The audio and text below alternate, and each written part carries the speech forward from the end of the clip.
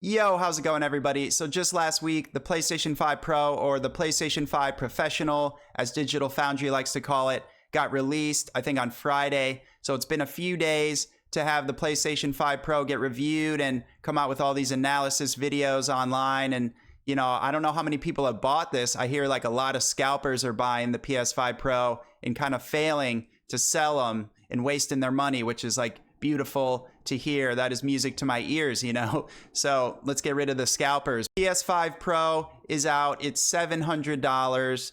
And I'm just wondering, like, I have a PS5 and I've had it since, you know, February 2021, which was like 4 months after the PlayStation 5 release. So I got in as soon as I could. And I was wondering, like, is it worth the upgrade for me to, you know, trade in a PS5 and get the PS5 Pro, or just buy it outright? Should I do that or should I not? And I'm looking around at people's opinions and, most importantly, looking at the data and the analysis from these, you know, platforms like Digital Foundry or IGN, who does a little bit of like PS5 Pro analysis as well. So today we're going to take a look at this analysis and contemplate and decide, you know, is it worth the upgrade? Are these games that are coming out on the PS5 going to run even better on the Pro? You know, games that had like trouble with frame rate or visuals in the performance mode.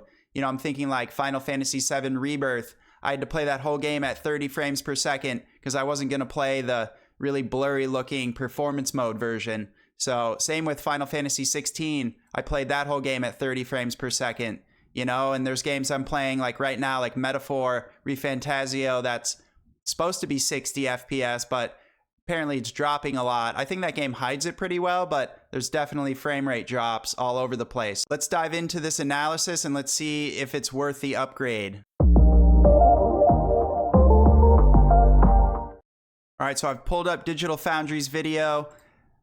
Pretty deep analysis on the PS5 Pro, just running games that, you know, no developers have made patches for yet. This is just the pure power of the PS5 Pro using their boost mode, I think they call it, and just seeing if games run any better. So they started right off the bat with a very important one that I think a lot of people are going to be wondering about. Elden Ring. That is also a game that has had really tough performance and really kind of shaky frame rate on the PS5 and Xbox Series X. So let's see if the PS5 Pro has improved this at all.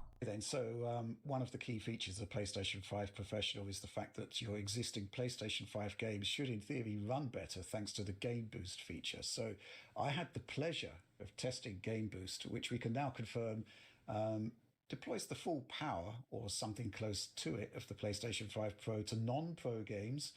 They run faster, and we all know which game we had to test first, Elden Ring. So like he said, full power of this new $700 console. And let me remind you, it does not have a disk drive. And I have so many physical games. That's how I mostly play my video games. I buy them physical. So if I were to buy a PS5 Pro, I'd also have to buy the $80 disk drive. So this is getting up to be like $800 after tax. So let's see, what can the PS5 Pro do here with Elden Ring, a game I put hundreds of hours into, and, you know, one of the best games, if not the best game of this current generation so far. I'm using the quality mode here, which runs at a fixed 4K with fixed quality settings. Both of those elements are kind of dynamic in the... So already you can see on the right-hand side, you've got the PS5 Pro versus the original PS5 running Elden Ring, and it's looking a lot better. You can see the 60 frames per second mark up in the top, holding pretty steady. Performance mode, but we'll get onto that shortly. Quality mode. So this is good for like comparisons to get some sort of grip on the performance differential. So here's the thing, you won't get a locked 60 frames per second on PlayStation 5 in PlayStation 5 Pro, rather, in quality mode. So he said right away, it's not going to be a locked 60, even on the PS5 Pro. Real-time performance difference. You can see it's definitely a lot better. You got 44 FPS on the base PS5 versus 57 on the right for the PS5 Pro in the same cutscene here. But, you know, he was talking about the VRR range, which is like 47 or 48 frames per second up to 60. If a game dips only within that range and you have a VRR capable TV or monitor, you shouldn't see these frame rate dips that badly to your eyes. It should be smoothed out, which I do have an OLED TV that has VRR, so I'm pretty set with that, but not a lot of people have that. Will be lower. It's in areas of gameplay where the See, look at, you've got just regular exploration right here on the PS5 Pro. Out in the world, it's 55 FPS. This is not the lock 60 dream that, you know, we were looking for a brand new $700 console. Under 60. However, then I tested the frame rate mode, dynamic resolution, dynamic features. It should be locked to 60 easily, but it's not. Oh no, this is even worse. The performance mode, which is what I played Elden Ring on the whole time on my PS5, you know? And so for the PS5 Pro, surely it should be able to hold 60. And Rich says no. So I'm guessing possibly the game's DRS system doesn't quite know what to do with the horsepower. There's also the possibility that we're CPU limited in some respect. Even so, VRR will smooth this out. So the Pro, still the best place to play on consoles, even if it's not everything we want it to be. You gave this a go, didn't you, John? Yeah. So you see you're dropping into the high 50s, which is not bad at all. And this is like a heavy area, lots of water, and that dragon like burning things down like trees and stuff. So that was probably running in the 40s, you know, on the other base PS5 console. But still, like the CPU or something isn't optimized right with this game to where you don't have that perfect 60 FPS. So that's kind of a bummer for the PS5 Pro already. Makes me feel like it's not worth the upgrade here.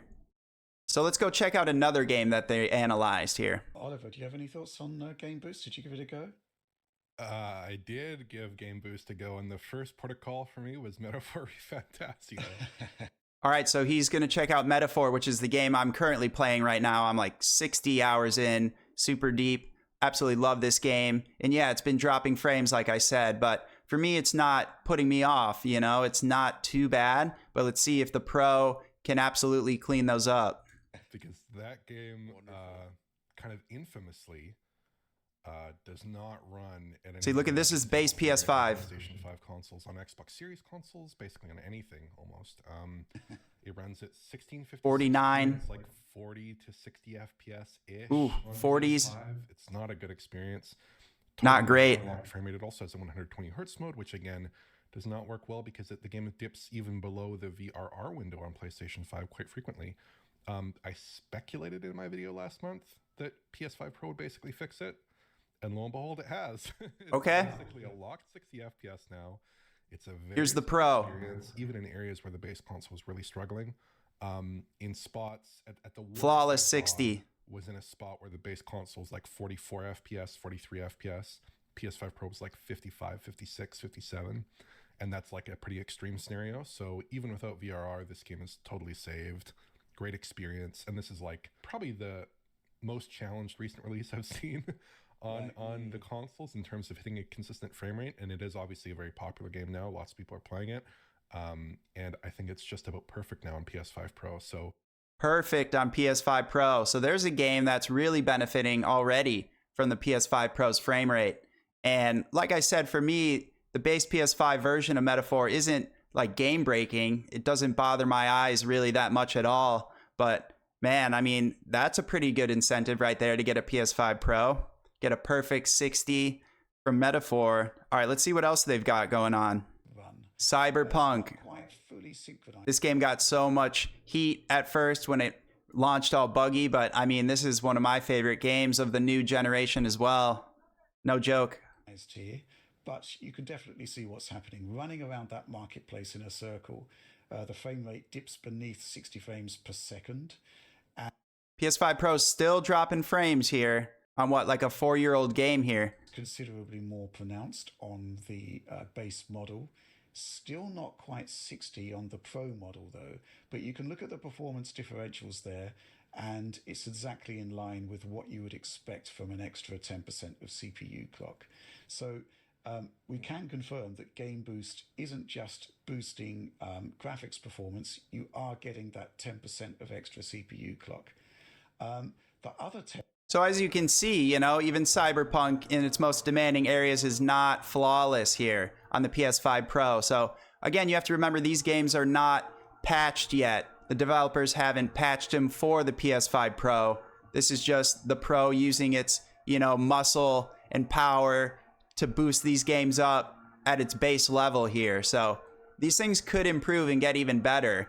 That would be like if FromSoft went back to update Elden Ring, for the PS5 Pro, which I kind of have a feeling I doubt they will. I doubt there's someone who really cares about that, because they put out Elden Ring for 2.5 years now and haven't fixed the performance on it. That's just something that they don't seem to care about as much, right? Otherwise they would have tried harder, I think, to smooth out the frame rate already. So with those games and that analysis there, I think you can get a pretty good idea of what the PS5 Pro can do, just right out of the box with these games that have not been PS5 Pro enhanced yet. And I think there's a bunch of other games I'm sure you guys have played where you wish, the frame rate was a little bit better, and you think oh, I'm going to wait till the next console, the Pro console, to play this game. Let me know in the comments if you have any games like that you really have put off just for this PS5 Pro, and to hope that it'll run even better with higher frame rate and at least a locked frame rate. So when it comes down to it, if I think about, should I give up my PS5 to get a PS5 Pro? I'm going to say no. I really love my PS5, and it's okay if I played 100 hours of Final Fantasy VII Rebirth at 30 frames per second. My eyes got used to it. I wasn't complaining, and I enjoyed that game so much. If I can do that in 2024, play a 30 FPS game, I don't think I need this Pro. I do love higher frame rates, but not for this kind of price. And, I have a sentimental attachment now to my PS5, because I remember back when it was impossible to get online. You couldn't go in stores. Forget about that. You couldn't buy it in stores. This was the beginning of my, experience with scalpers. And during the pandemic, it was just crazy. People were just buying them up with bots online. You would try to put a PS5 in your cart, and as you're checking out, it gets stolen out of your cart. I'd never experienced that before in my life. So I remember getting up at 5:30 a.m. and checking Target drops for the PS5 on the day that I got it, and it finally went through, and it said congratulations, your product is going to be on the way. And that was just so crazy. It was such a great feeling. I remember going to the store and getting handed the big old box, which I still have. So I love my PS5. I have that sentimental attachment. I really don't need this PS5 Pro. Maybe I'll enter some sweepstakes and try to win one for free, or some other YouTubers giveaway, which would be very generous if they did that. But, the PS5 Pro, it's powerful. I think it's for people who have tons of money, to where $700 plus a disk drive for $80 is not a big deal for them. And for me, that is a lot of money. So I'm sure it is for a lot of other people out there. So when you look at the analysis, it just doesn't really add up to me, especially that I have my own PS5. Let's say you don't have a PlayStation at all, and you're just getting in during Christmas or something, and you're just going to get one for the first time. Maybe ask your parents, maybe try to save up yourself for a PS5 Pro, and that's the first one you buy. That'd be great. You don't care about physical. You'll just play digital and save yourself 80 to 90 bucks. Maybe that'd be great for you. So let me know in the comments, are you guys going to pick up a PS5 Pro? Did you pick one up, and is it a huge difference? Let me know about that for sure. Leave a like if you enjoyed the video, and subscribe. I'll see you guys in the next one. Peace.